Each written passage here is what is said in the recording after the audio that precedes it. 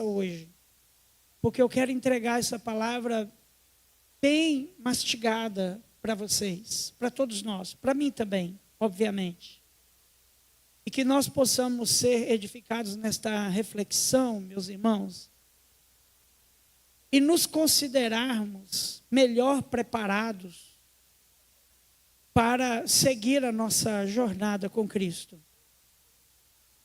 Nós sabemos que as sociedades mudam, nós sabemos que nós também mudamos, nós sabemos que as circunstâncias mudam, as dificuldades nos impõem limites e muitas das vezes nos impulsiona a reações, e muitas das vezes nós passamos por momentos em que achamos que tomar as nossas próprias decisões é a melhor solução.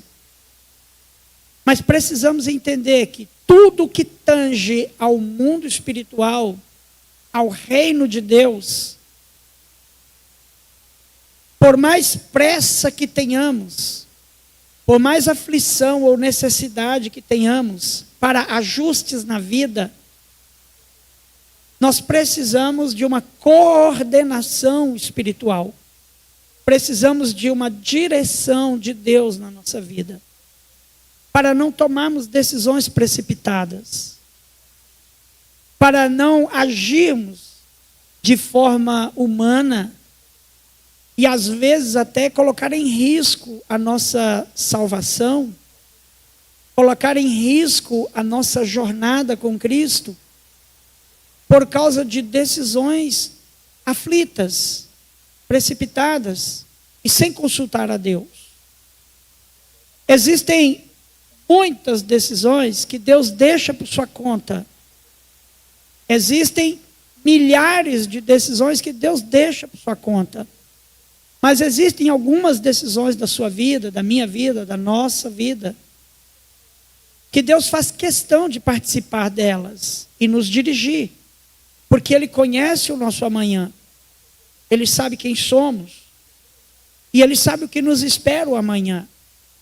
E Deus é o único que conhece o fim do caminho. Nós, quando começamos a trilhar um caminho, temos uma ideia do que será aquele caminho. Mas depois que percorremos ali uma quantidade, é que vamos entender que a melhor coisa que temos a fazer é retroceder e pedir a Deus direção e sabedoria. Semana passada nós lemos o texto de Timóteo, na segunda carta de Timóteo, capítulo 3, e nós vimos a recomendação que Paulo estava dando numa classificação de dificuldades, de padrões, de comportamentos da sociedade nos tempos dos fins. Como a humanidade caminharia para uma anarquia, como a humanidade caminharia para uma desordem, para uma desobediência, uma insubordinação, uma falta de amor, uma falta de cuidado, falta de zelo. E como isso mudaria os costumes dos povos, das pessoas, e como isso incidiria diretamente na vida da família, e como isso traria problemas. Então o apóstolo Paulo aconselhou Timóteo para que ele tomasse cuidado e pregasse, orientasse as pessoas o máximo que ele pudesse. E nós utilizamos desta carta, que foi escrita há 2000 anos atrás, para entendê-la, que ela é bem apropriada para esse tempo, muito embora fosse também para aquela época. Porque estamos vivendo tempos que estas recomendações servem como um espelho para vermos o que realmente está acontecendo com as famílias, com as sociedades, com as pessoas. Então, além de trabalhar aquelas qualidades horríveis e ruins, tendenciosas na sociedade dos fins dos tempos, nós começamos a falar sobre os desafios da igreja contemporânea. E falamos que a heresia seria um grande desafio para a igreja moderna. Dita moderna. Muito embora entendemos que a heresia começou no Éden. Os falsos ensinamentos começou lá no Éden. E foi essa tática que o inimigo usou para derrubar o casalzinho lá no Éden. E continuou usando, contrapondo os ensinamentos de Deus. E nós falamos sobre o joio, a tática do joio, a tática da persuasão. E hoje eu quero falar do segundo desafio da igreja contemporânea. Qual foi o primeiro mesmo? Peguei você. Eu acabei de falar, foi heresia. O primeiro desafio da igreja contemporânea é enfrentar os desafios, a heresia. O que é heresia mesmo? Falso ensinamento. Então vamos recapitular. Qual é o primeiro desafio para a igreja contemporânea? E o que é heresia? Falso ensinamento. E o que é um falso ensinamento? É tudo aquilo que opõe a Cristo. Tudo aquilo que opõe a Deus. Uma falsa heresia, ela não precisa ser 100% uma mentira. Ela pode ser 90% verdade e 10% de mentira. E é só esse 10% de mentira que tira a pessoa do propósito. Não precisa ser 100% de mentira. Uma falsa heresia, ou um falso ensinamento, ou uma heresia, ela pode ser um ensinamento quebrado, uma meia-verdade. Uma meia-verdade. E é por isso que eu e você, meus irmãos, precisamos estar atentos, sim, aos movimentos, aos ensinamentos. Você precisa estar atento, sim, aqui à pregação. Eu posso falar 50 minutos de verdade, mas basta 10 minutos de mentira para quebrar tudo. Basta 10 minutos aqui de ensinamento falso para eu destruir tudo que eu falei. 50 minutos de verdade. E é por isso que eu e você, nós precisamos estar atentos aos ensinamentos. E eu quero te dizer uma coisa, que você precisa convir comigo. Se tem uma coisa que nos ajuda a filtrar um falso ensinamento, se chama Espírito Santo de Deus. Sabe por quê? Porque o Espírito Santo de Deus testifica conosco. Quando o Espírito Santo testifica no seu coração, ele te dá paz em relação àquele ensinamento. Mas se o Espírito Santo não testifica com você, e aquele ensinamento te incomoda, te inquieta, te irrita, tem alguma coisa errada.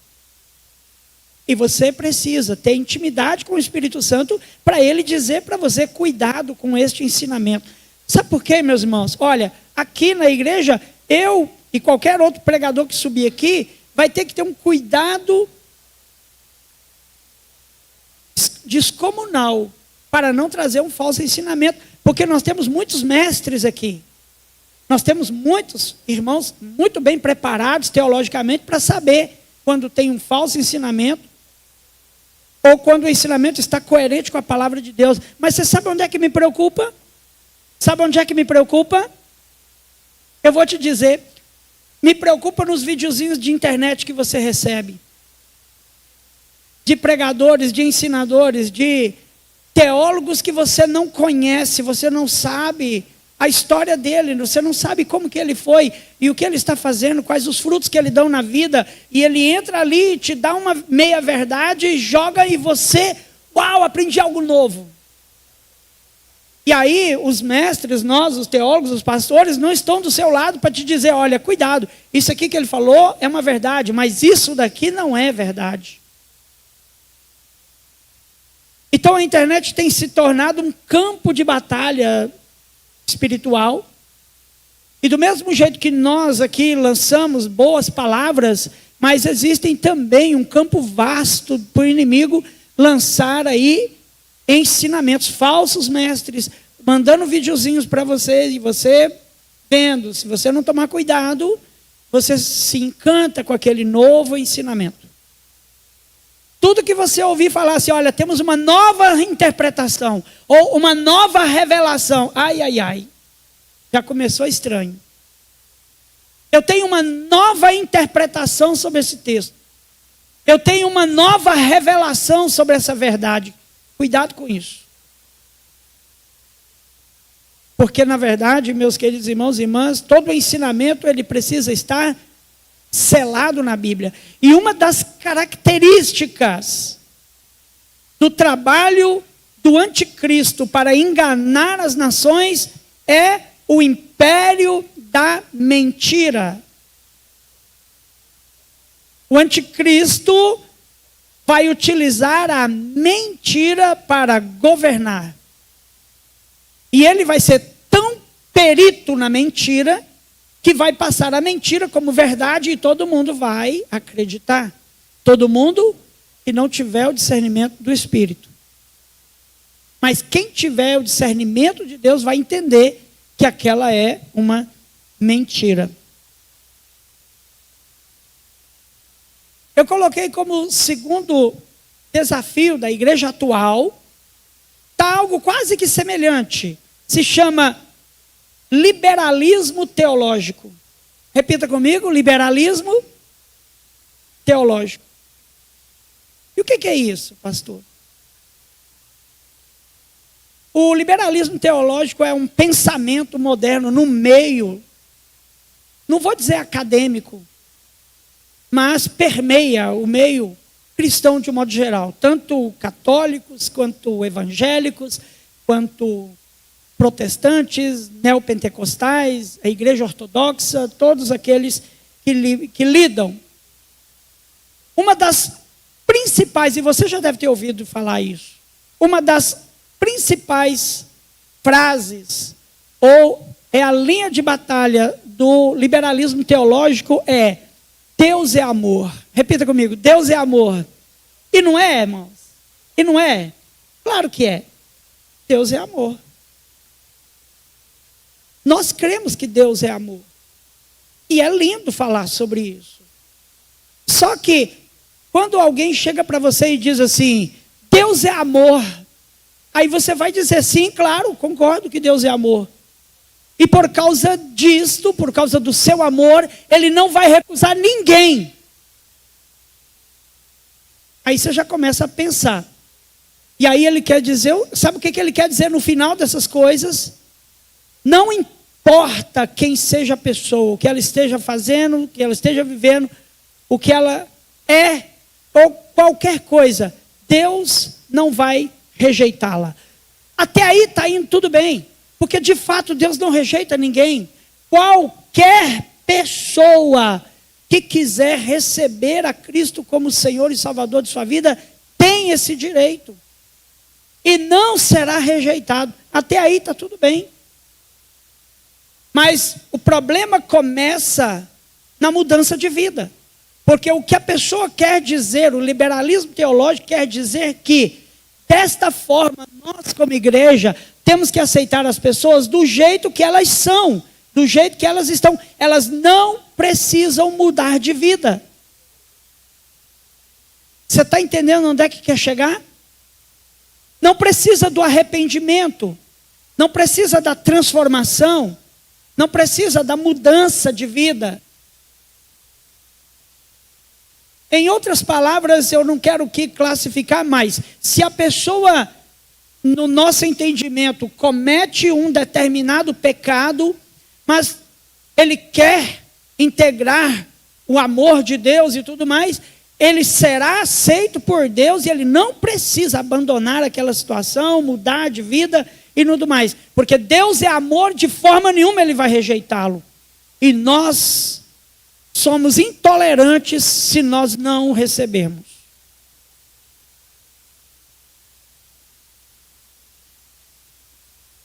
Nós somos extremistas ao exigir mudança de vida, ao exigir conversão. O que é a conversão, meus irmãos? Quando nós pregamos a Cristo, nós pregamos a conversão. O que é a conversão? Convergir significa, eu estou seguindo este caminho. Conversão significa mudança totalmente de pensamento e de direção.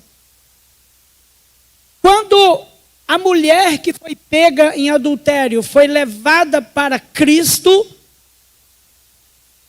as pessoas que levaram a mulher para Cristo, eles estavam preocupados com a vida da mulher? Não. Eles estavam preocupados com o adultério daquela mulher? Não. Eles estavam preocupados com a lei de Moisés? Não. O que eles queriam? Eles queriam pegar Cristo.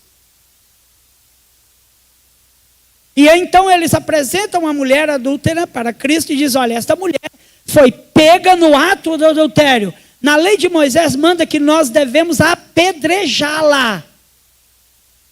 E tu o que dizes? Lembram o que Cristo respondeu? Frase famosa: quem não tem pecado, atire a primeira pedra. E sabe o que todos fizeram? Porque Cristo tocou na mente, na consciência de cada um. E cada um fez uma autoanálise e viram que eram tão pecadores quanto aquela mulher. Então não só ela merecia ser apedrejada, todos aqueles que estavam com uma pedrinha na mão deveriam tomar uma na orelha também. Então eles começaram a jogar as pedras no chão e saíram e foram embora. Cristo vira para a mulher e fala o quê? Vocês lembram? Mulher, onde estão os teus? Onde estão os teus acusadores? Ela disse que não, Senhor, todos foram embora. Nenhum deles me condenaram. Ele disse, nem eu. Aí o que Cristo disse para aquela mulher? Vá e continue adulterando. Ué, não foi isso não? Vá e não precisa mudar de vida. Não? O que foi que ele falou mesmo? Vá e não peques mais. O que Cristo ensinou? Mudança de postura, conversão, arrependimento, abandono do erro. Então o liberalismo teológico tenta nos ensinar, tenta nos empurrar que o mundo precisa entrar para dentro da igreja e nós temos que aceitar passivamente, porque Deus é amor e Ele nos aceita do jeito que nós somos. Não precisa mudar. Meus irmãos, não é a igreja que exige mudança, é a palavra de Deus que exige mudança. A igreja é um testemunho de mudança. Eu e você, nós precisamos ser exemplos de transformação. Se eu estou dentro da igreja, mas vivo pecando igual pessoas lá do mundo, então eu não estou dando um exemplo de pessoa transformada. Mas eu estou querendo empurrar a goela abaixo da igreja uma vida dissoluta, longe de Cristo. Porque o que Cristo quer é que eu e você sejamos transformados. Transformados pelo seu poder, por sua palavra, pelo seu amor. E possamos viver uma vida justa, sóbria, sólida e santa. É isso que Ele quer de mim e de você. O liberalismo teológico se torna um perigo por causa disso. Porque ele prega que porque Deus é amor, então, pronto. E eu vou te dizer uma verdade, meus irmãos. Presta bem atenção. Lembra que eu falei domingo passado de igreja desviada? Igrejas lotadas, mas todinhas desviadas. Por quê? Porque não se converteram a Cristo. Querem amoldar a palavra ao seu modo de ser. No liberalismo teológico, a razão humana, ela tem mais autoridade do que a autoridade bíblica. Inclusive, no liberalismo teológico, uma das vontades é mudar a Bíblia. A Bíblia está ultrapassada e ela não representa os anseios da sociedade moderna. Então há uma um esforço muito grande para que se mude a Bíblia. E nunca se teve tantas versões diferentes da Bíblia. E aí mudam a Bíblia e colocam lá, Bíblia do amor. Cuidado. Você precisa ir nos pontos chaves para que você entenda que aquela Bíblia não foi mudada. Você precisa ir nos ensinamentos chaves e comparar com as Bíblias tradicionais. Se foi alterado, não adquira, não compre. Porque a essência da Bíblia precisa ser a mesma. Porque o próprio Cristo diz, Jesus Cristo é o mesmo ontem, hoje e eternamente, e sempre o será. E a sua palavra é verdade. E ela é poder para salvar o homem. Então a Bíblia não precisa ser mudada. O ser humano precisa ser mudado. Porque se eu concordo que a Bíblia precisa ser mudada para atender os anseios desta geração agora, daqui a 20 anos, e eu acho que não vai esperar nem isso, vão precisar mudar a Bíblia para adequar aos conceitos dos povos daquela época. Então nós vamos ter uma Bíblia para cada povo, tribo, língua e nação. Porque cada um tem um jeito diferente de ser. Não dá para aceitar. Então, meus irmãos, muito cuidado com o liberalismo teológico. Deus é amor, sim, eu creio nisso. E Ele não rejeita ninguém. Qualquer pessoa que quiser se converter e quiser receber o amor de Cristo, o perdão de Cristo, tem acesso enquanto estiver vivo. Porque nós aqui, Igreja Evangélica, nós também não cremos na conversão pós-morte. Nós não cremos na possibilidade de nós aqui rogarmos pelos mortos para que eles tenham seus pecados perdoados e vão para o céu. Não existe isso. A Bíblia não ensina isso. Então, por isso que eu preciso estar firmado o meu coração em Cristo neste tempo presente. Enquanto há tempo, eu transformo a minha vida. A necessidade de mudar a Bíblia, meus irmãos, ela se dá pelo fato, e eu quero convidar você a abrir comigo a sua Bíblia em 2 Timóteo, capítulo 4, a partir do verso número 1, por gentileza.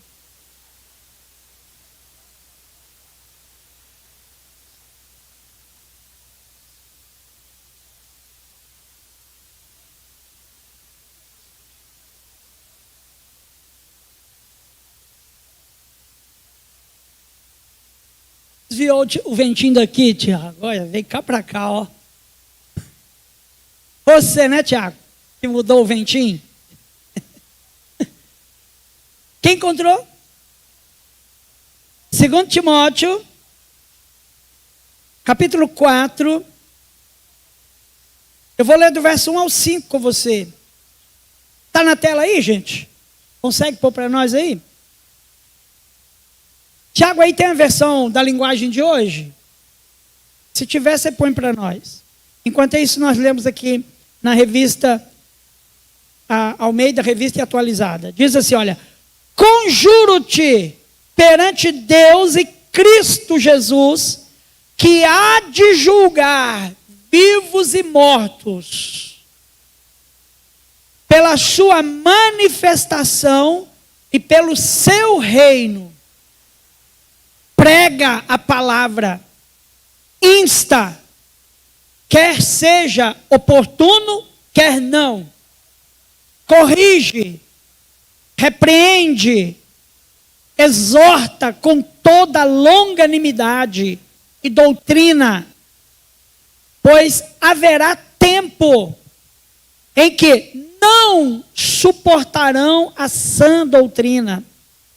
Pelo contrário, cercar-se-ão de mestres, segundo as suas próprias cobiças, como que sentindo coceira nos ouvidos, e se recusarão a dar ouvidos à verdade, entregando-se a fábulas. Tu, porém, sê sóbrio em todas estas coisas, suporta as aflições, faze o trabalho de um evangelista, cumpre cabalmente o teu ministério. Aqui, irmãos, o apóstolo, seguindo a sua orientação a Timóteo, no capítulo 3, ele falou da dificuldade de pastorear nos tempos finais. E aqui ele colocou uma condição terrível que vai acontecer. Aqueles que ensinam a verdade, as igrejas que ensinam a verdade, as igrejas que insistem em permanecer na verdade, terão muitas dificuldades nos fins dos tempos. Inclusive, está profetizado para o fim dos tempos a apostasia. O que é apostasia? O abandono da fé, ou o esfriamento da fé, ou uma condição similar à fé. Não, eu sou religioso, mas eu sigo do meu modelo. Eu sigo do jeito que eu quero. Eu sou religioso. Inclusive, cresce muito hoje o número das pessoas que são crentes em casa. Eu prefiro ser crente em casa, porque aí eu sigo do meu jeito. E no texto aqui ele fala, ele adverte, no verso 3, pois haverá um tempo que não suportarão a sã doutrina. O que é a sã doutrina? É o ensinamento verdadeiro. É a mensagem de Cristo. É a mensagem que confronta o homem com a cruz. A cruz é o sacrifício de Cristo. É o sacrifício redentor. É a minha e a sua necessidade de nos adequarmos a um modelo. E aí ele diz, olha, não suportarão. Então, eles vão criar mestres para si mesmo. Porque terão comichão nos ouvidos. O que é? É uma palavra figurativa que ele está usando aqui. Mas é como se fosse assim, eu quero ouvir o que me agrada. Eu não quero ouvir o que me confronta. Eu quero ouvir o que me alegra. Eu não quero ouvir o que me exige postura.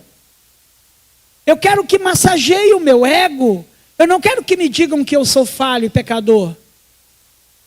Eu quero que me reconheçam que eu sou importante e bonito. Mas eu não quero que fique falando dos meus defeitos. E essa classe de pessoas vai crescer muito no final dos tempos. E essas pessoas vão querer ouvir somente o que lhe agrada. E é por isso que nós temos hoje muitas igrejas que são amoldadas às necessidades do tempo da época. E é fácil fazer isso, irmãos. Difícil é ir para o céu fazendo isso. É fácil fazer isso. E nesse caso aqui, a advertência deles é no verso 4. Recusarão dar ouvido à verdade. Embora falam de Deus e amor, embora falam que Cristo é um Salvador e tudo, mas são frases de efeitos. Porque o verdadeiro Deus é aquele que transforma a vida. E outra coisa, eu quero que você preste atenção no verso 1. Põe de novo aí, por gentileza, o verso 1. Olha aí, olha. Conjuro-te perante Deus e Cristo Jesus, que há de julgar. Presta bem atenção. Julgará todos os seres. Espera aí. Se Deus é amor e aceita tudo de igual maneira, para que julgamento? Para que um julgamento, sendo que todos serão salvos? Se a finalidade do liberalismo teológico é pregar que não haverá condenação. Se não haverá condenação, então não haverá julgamento. Mas o texto nos diz que o Senhor Deus, Ele haverá de julgar todos os povos. E o julgamento é para exatamente colocar à parte aqueles que o amaram e o seguiram, e aqueles que o rejeitaram, ou aqueles que brincaram de aceitá-lo. E não é em vão que está profetizado que naquele tempo muitos dirão: Senhor, em teu nome nós fizemos isso, em teu nome nós fizemos aquilo, em teu nome eu tive uma igreja lotada, em teu nome nós dirigimos cultos maravilhosos, louvores e fazíamos tantas coisas. Abre a porta para nós, Senhor. E aí o que o Senhor vai responder? Eu nunca vos conheci. Você sabe por que é que ele vai dizer isso? Eu nunca vos conheci?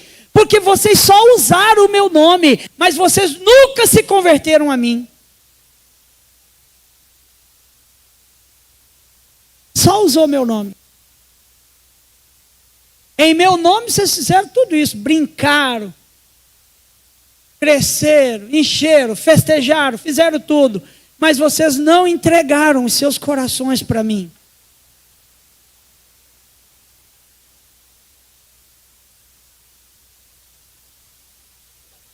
Não adianta você vir, encher a igreja, cantar, pular, sair daqui suado e continuar pecando durante a semana, como se não tivesse o amanhã. Portanto, a conversão, ela é um modelo de vida, é um padrão de vida, é uma postura. A conversão não é aparência.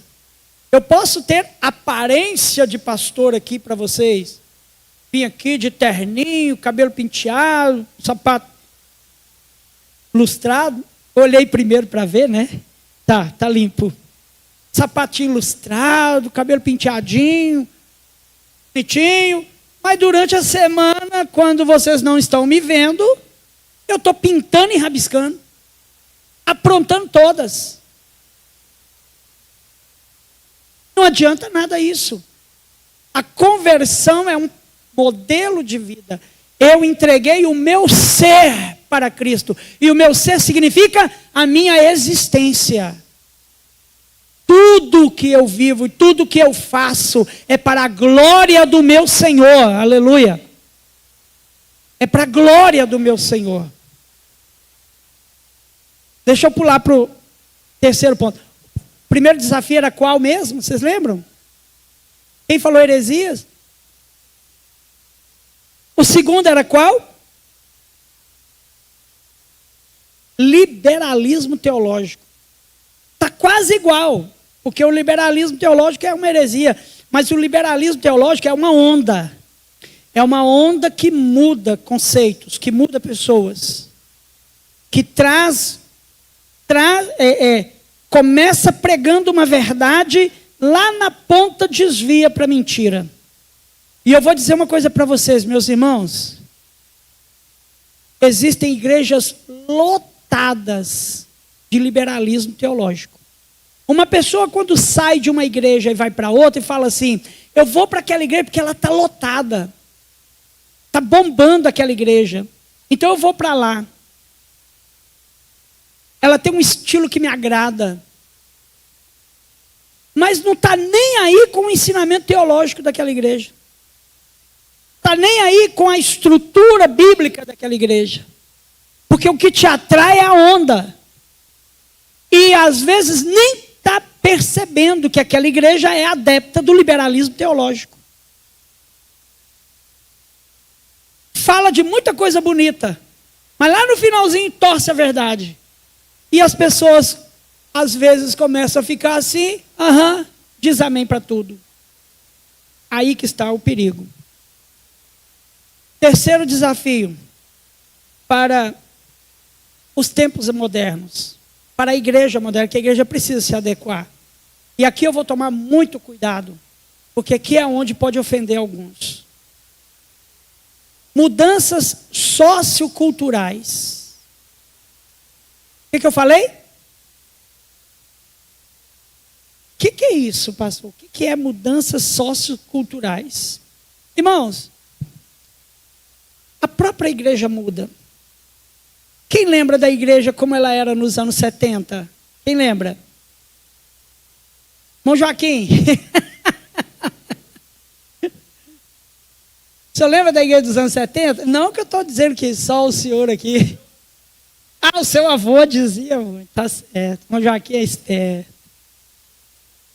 Vocês lembram que quando na igreja não podia ter bateria? Bateria era do demônio. E guitarra?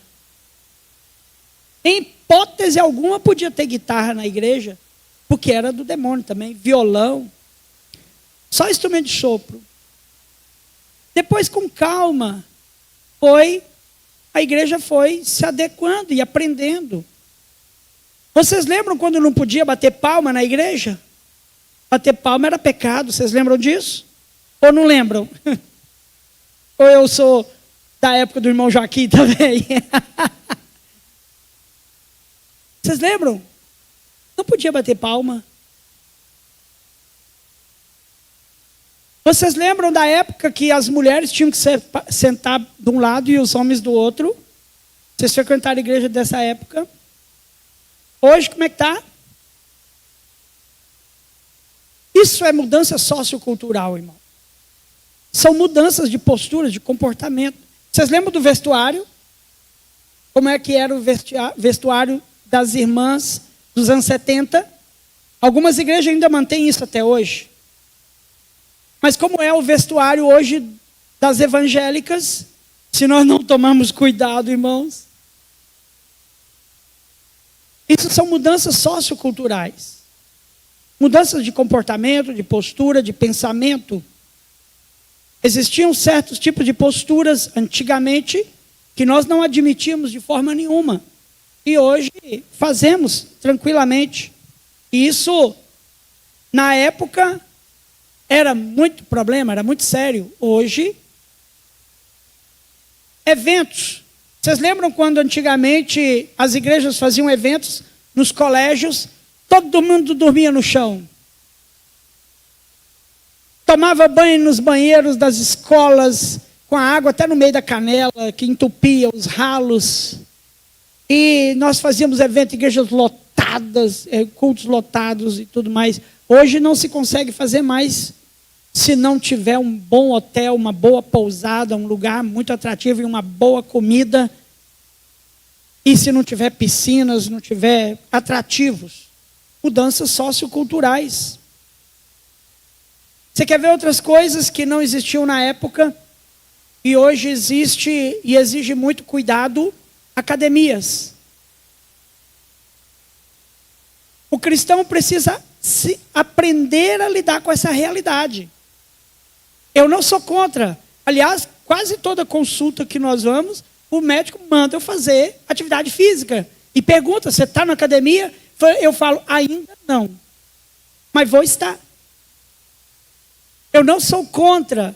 Eu fiz quase um ano de... Como é que chama lá? Na piscina lá, Núria? Hidroginástica. Saía suado de tanto... dentro d'água. É bom, é importante. Mas nós precisamos nos preparar para isso. Porque o ambiente de academia é um ambiente, em alguns aspectos, perigoso para o cristão. Existem roupas femininas e masculinas na academia que você tem que ir com tapa-olho. Fazer seus trabalhos de halteres lá. E existem pessoas que vão com intenções realmente de provocar e tudo mais. Então, muito cuidado.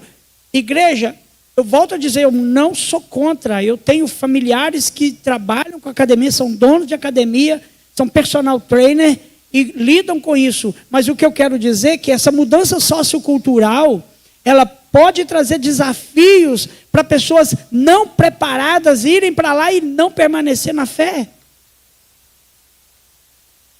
Ser mexido nos seus princípios. Então, muito cuidado com isso. E outra, shows e eventos.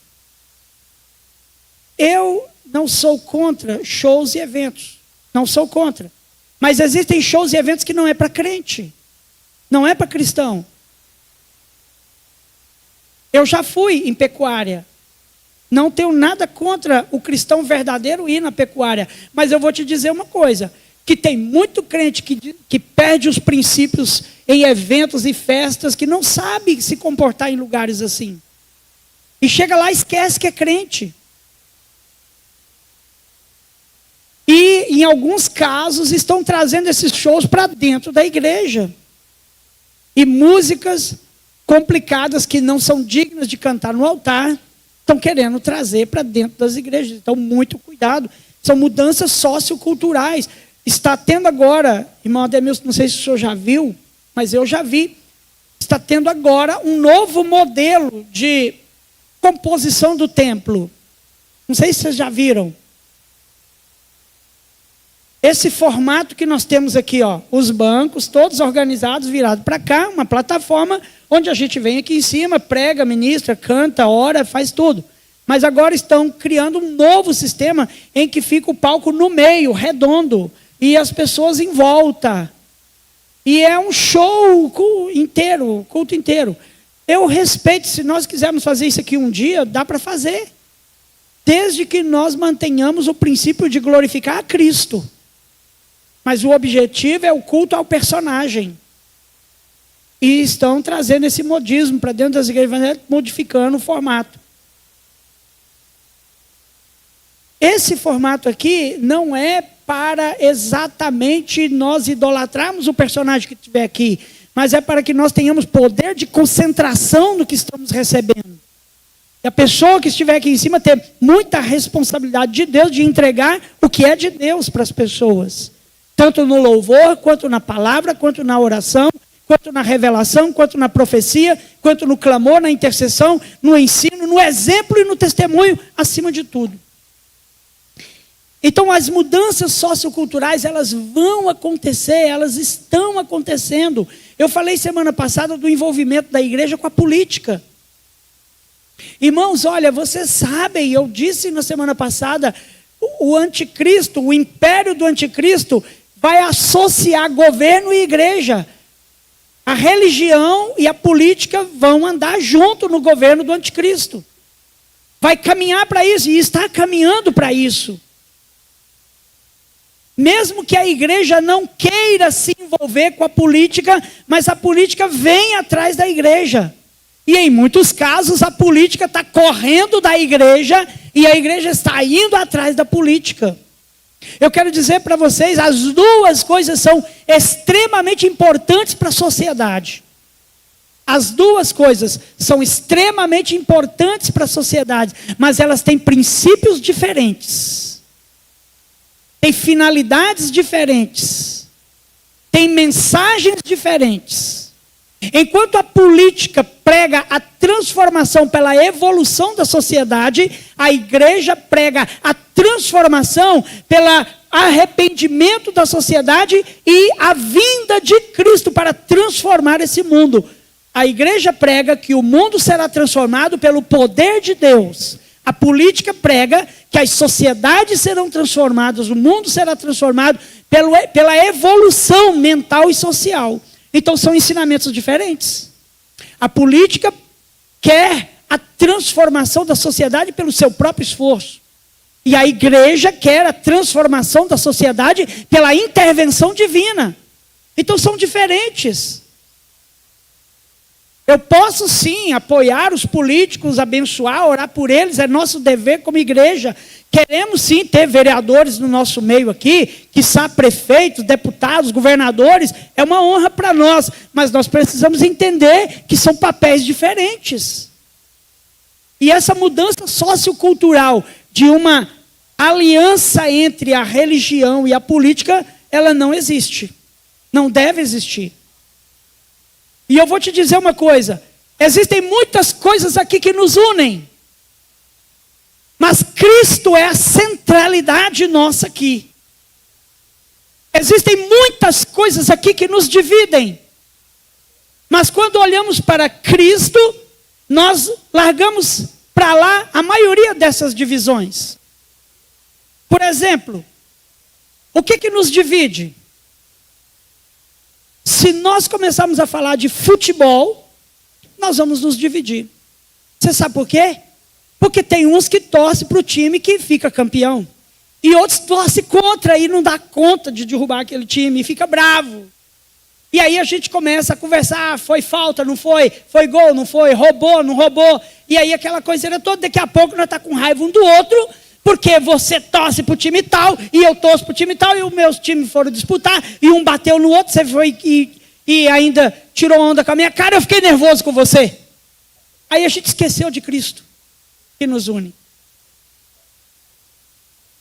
Só que a gente aprende a relevar essas coisas. Mas você quer ver uma coisa que rebenta a igreja? É política. Política rebenta a igreja. Porque a gente vai para as vias de fato por causa disso, se a gente não tomar cuidado. E às vezes a gente quer condenar um ou outro porque é de um partido ou é de outro partido, e existe uma onda de mandar para o inferno quem é do partido tal. E se nós não tomarmos cuidado, irmãos, nós estamos atirando pedra. E a igreja não foi chamada para se envolver nessas coisas. A igreja foi chamada para andar por cima dessas coisas. Nós temos que andar superior a essas coisas. Eu preciso orar pelos governantes. Não me importa quem seja o governante. Eu vou repetir para você. Não me importa quem seja o governante, eu tenho que orar por ele. Você acha que a igreja primitiva não orava pelos imperadores que matavam os cristãos nas arenas? Orava, irmãos. Você deve estar entendendo o que eu estou falando. E muito embora muitos aqui na minha vida pessoal sabem que eu não sou do lado do atual governante, mas eu como ministro eu tenho que orar por ele e clamar por ele, porque quer queira ou não, ele está em eminência e ele tem o poder, e tem poder, irmãos, e tem poder. Quem é presidente, quem é governador, quem é prefeito tem poder no mundo físico. E é por isso, irmãos, que a igreja precisa orar e abençoar. Segue sua vida para lá e deixa a igreja seguir a vida dela para lá. Mas não. Essas coisas estão caminhando para misturar. E é aqui que está o perigo. O perigo de quando chegar o pleito político e nós transformarmos a igreja num partido político. O perigo de nós transformarmos a igreja num, como é que chama aquele comitê? Um comitê de campanha.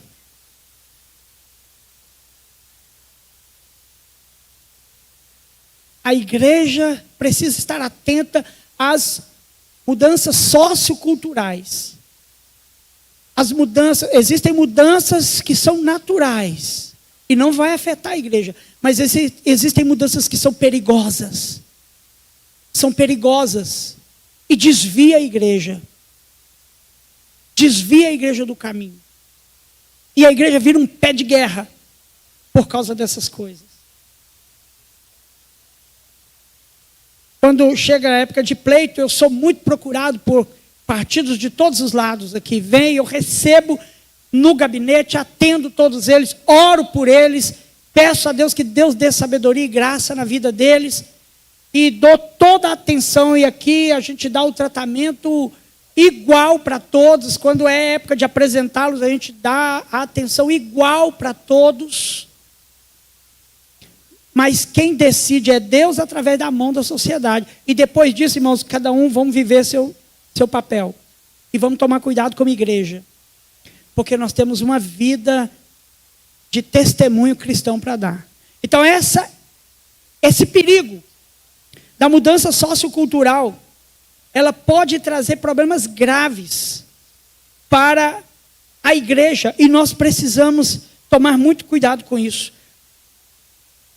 1 Coríntios 10, 31, diz, olha, tudo que nós fizermos, nós temos que fazer para a glória de Deus. Essa mudança sociocultural, de trocar o cristocêntrico pelo antropocêntrico é um perigo para a igreja. O antropocêntrico é o homem é o centro. Cristocêntrico, Cristo é o centro. Cristo tem que ser o centro da minha vida. Eu sou servo de Cristo. Nós somos servos de Cristo. Uma igreja cristocêntrica, tudo que ela faz é para a glória de Cristo. Mas uma igreja antropocêntrica é uma igreja que vive para massagear o ego do ser humano. Inclusive o líder quer ser um popstar. E quase que exige reverência e adoração da igreja. Então, muito cuidado com isso. Existem igrejas que a centralidade dela está no líder. Se tirar o líder, a igreja acaba. Você quer saber se a nossa igreja aqui ela é antropocêntrica? Tira o pastor Osiel. Se o pastor Osiel sair e a igreja permanecer, ela é cristocêntrica.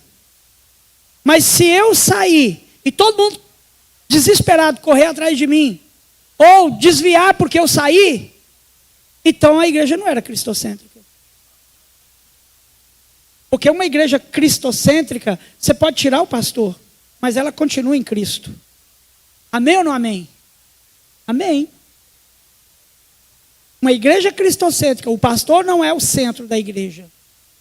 E lamentavelmente, existem muitos líderes religiosos hoje, e eles trabalham a igreja para que ele seja o centro. Se ele sair da igreja, acaba tudo. E existem alguns que por questões, às vezes, disciplinar ou qualquer questões aí acima, governamental da sua denominação, ele quer sair, quer levar todo mundo. Irmãos, não vão atrás. Se um dia eu sair da igreja aqui e convidar vocês, gente, eu estou abrindo um ministério, vão comigo. Não vão atrás. Eu estou pedindo para vocês, não vão atrás de mim. Vão atrás de Cristo. De Cristo. Ele é o nosso Salvador. Ah, que dó do pastor Zé. Dó não, irmãos. Quem me chamou foi Cristo e é Ele que vai cuidar de mim. Agora, o dia que eu perder essa centralidade, então não vai atrás de mim, não. E eu estou falando isso para qualquer outro. Se amanhã ou depois acontecer uma situação de eu ser transferido e vier outro pastor, eu vou dizer para você, se você sair da igreja por causa disso, então você seguia o Osiel, não a Cristo. Então você tem que seguir a Cristo. E se esse pastor que vier tentar bagunçar a igreja, não vão atrás.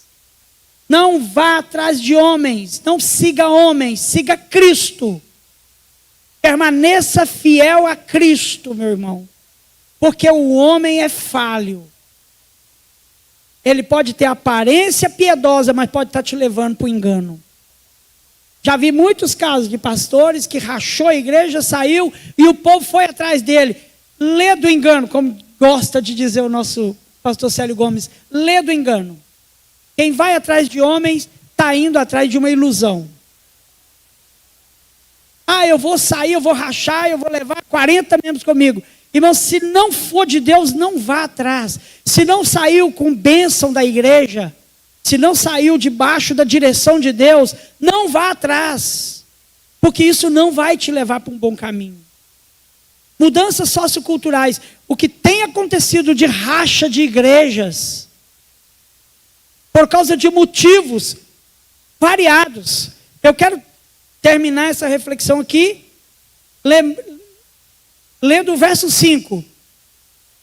Pessoal do Data Show, se puder pôr de novo aí, 2 Timóteo 4, 5, e você abre aí na sua Bíblia, olha para você ver.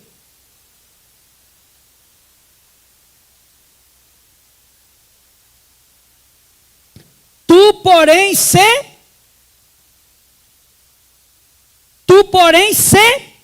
sóbrio. Sobriedade, irmão, é equilíbrio emocional. É os ânimos no lugar. É a mente no lugar, é o coração no lugar. É a racionalidade no lugar. Não seja menino, não seja empolgado, não seja ébrio, não seja uma pessoa precipitada. Ser sóbrio. Em todas as coisas. O texto diz em todas as coisas. Na sua vida espiritual, na sua vida sexual, na sua vida financeira, na sua vida familiar, na sua vida profissional, em todas as áreas da sua vida, seja uma pessoa equilibrada. Procure ser uma pessoa equilibrada. O texto diz depois disso, suporta as aflições. Suporta as aflições. O texto está dizendo aqui, meu irmão, minha irmã, para você permanecer na verdade, você vai ter que pagar um preço por isso. Para que eu seja pastor, que ensine a verdade, eu vou pagar um preço por isso. Eu vou pagar um preço por isso. Muitas pessoas vão abandonar, mas eu não quero adequar a igreja para atrair a sociedade. Existem muitos líderes hoje que estão caindo nessa armadilha. Eu preciso modernizar a minha igreja para atrair a sociedade. Eu começo modernizando em alguns aspectos, mas eu preciso melhorar, inclusive a minha pregação. Eu tenho que falar mais macio, eu tenho que falar com mais jeitinho, eu não posso falar a verdade tão rasgado igual eu falo. Porque se eu falar isso, machuca muita gente, eles vão embora. Suporte as aflições. E cumpre um trabalho de evangelista. O que é um evangelista? Lembra quando eu preguei aqui no dia da posse aqui, os evangelistas? O que é o evangelista? É aquele que vive o evangelho, não é aquele que prega. Quem é um evangelista? É aquele que vive o evangelho. E qual é a maior pregação de um evangelista? É o seu próprio testemunho. É a sua vida. A sua vida é a maior pregação. Se Cristo não te transformou, se você não é transformado por Cristo, como é que você vai pregar a transformação em Cristo? É a melhor coisa que eu preciso fazer, é ter um encontro pessoal com Ele, para que Ele transforme a minha vida.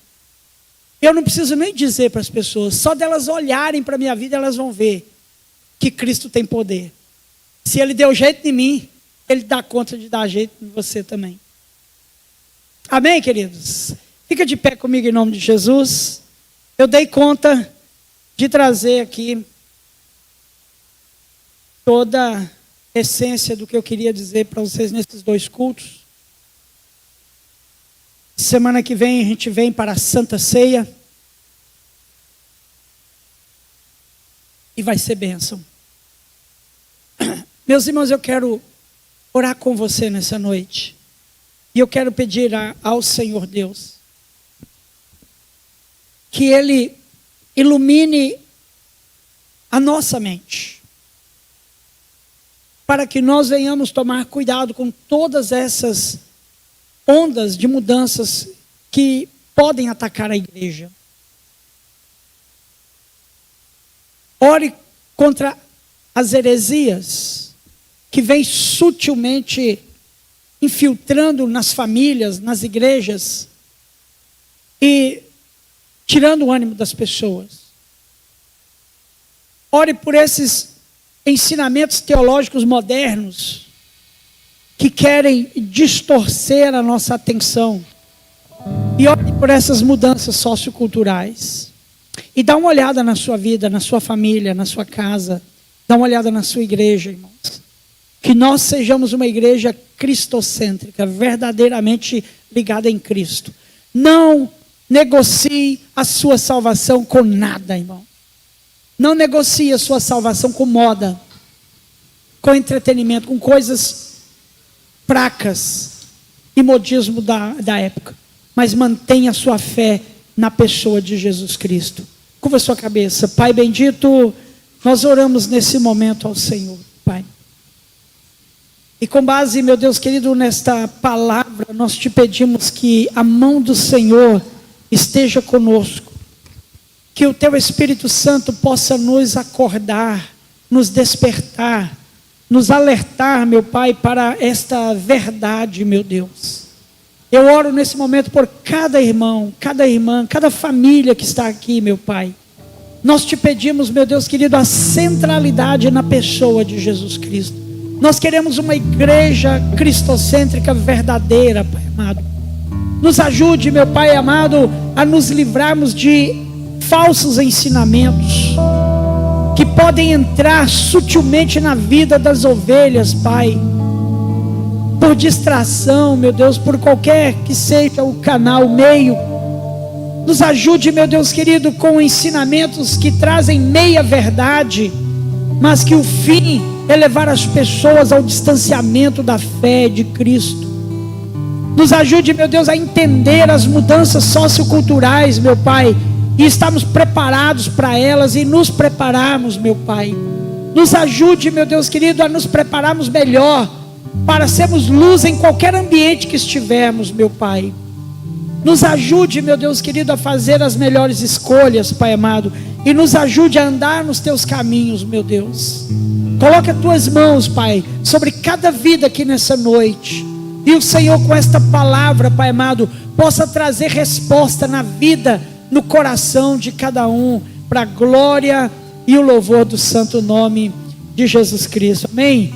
Diga para quem está do seu lado aí, olha, seja fortalecido no amor de Cristo, em nome de Jesus.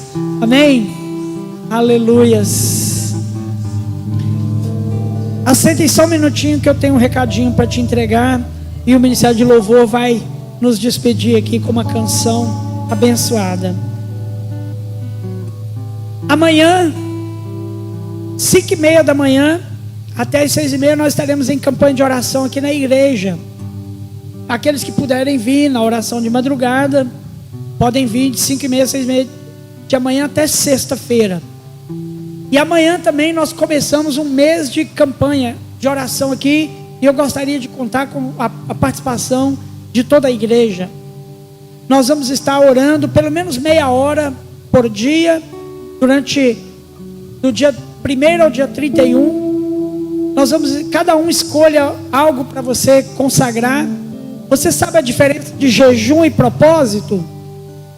Você sabe a diferença de jejum e propósito? Jejum envolve alimento, comida.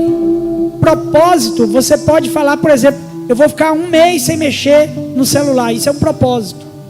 Propósito é quando você mexe com alguma coisa, consagra para Deus alguma coisa que não seja comida. Eu vou ficar sem ver televisão 30 dias. Isso é um propósito. Agora, jejum é alimentação. Então, escolha um jejum ou um propósito para que você faça durante esse mês. E nós vamos ler o livro de 1 Samuel. Qual é o livro? 1 Samuel, 1 capítulo por dia. Fica à vontade para ler de manhã, de tarde ou à noite, mas o importante é fazermos juntos. Amém? Muito bom. Nós vamos adorar o Senhor.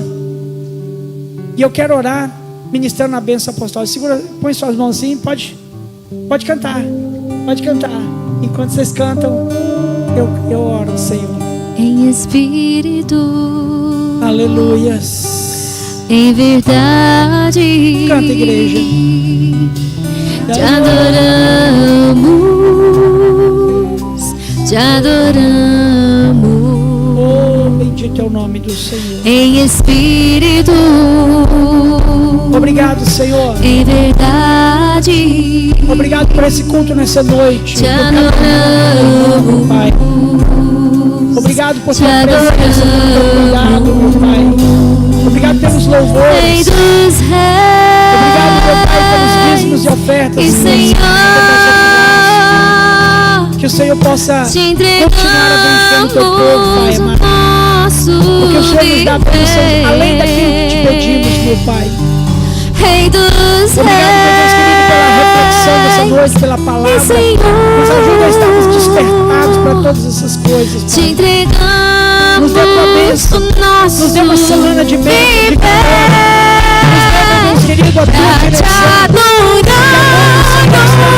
Que as famílias, que o Senhor coloque, meu Deus querido, a tua foi que eu nasci,